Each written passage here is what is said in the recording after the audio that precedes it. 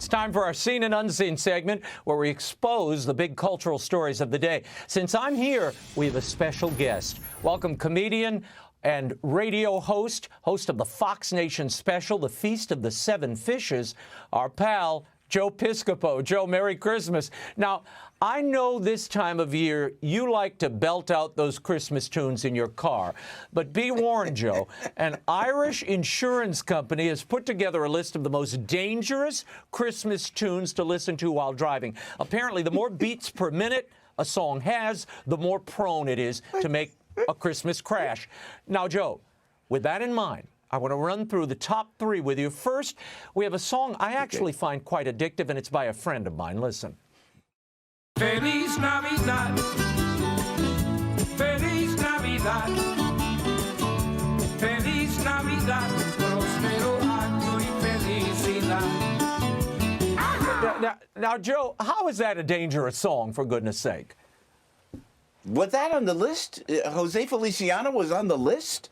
I mean, that's dangerous? Did they put that up? Oh, no, that's ridiculous. That's ridiculous. That you bob along with that. You bob along. No, dangerous is Inagata de Vida. That's dangerous, you know. I mean, if you're gonna listen to a song, Inagata de Vida. Am I right, Raymond? You know. Yes, that one. Definitely. Yeah. Now Joe. I'm going to move on to number two. We have this one. Yeah. Okay.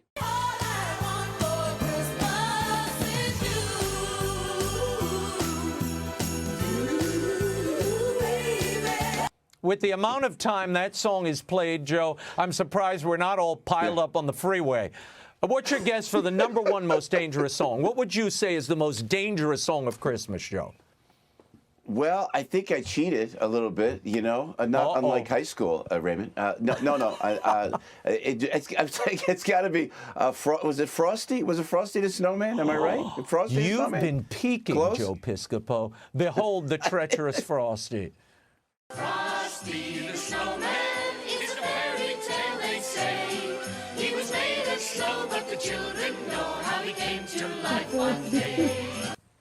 Joe, I think you'll agree with me. I think the most dangerous song of Christmas is the Sinatra song, Christmas Memories. That line when they say, you know, I remember all the faces of the children who now have children of their own, because I'm always crying at that point. So that's not one I want to hear on replay. You are, Raymond, that's what I love about you, man.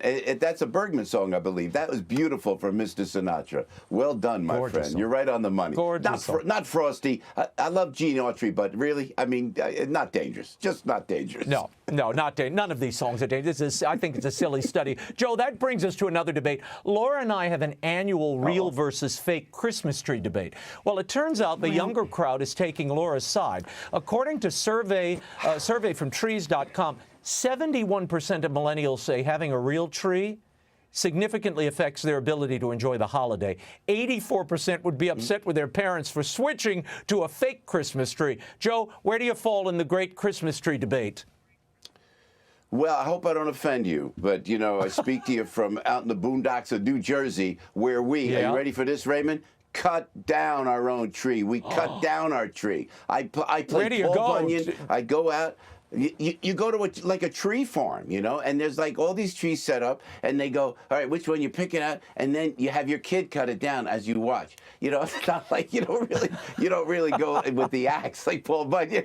My son Michael would be, and then you bring it. No, listen, you bring it home. It's got spiders in it, man. You put it up. That's a man's way to do. You know. I'm just saying. Come on. I just like to unpack it. No, there are no vermin in the trees, Joe.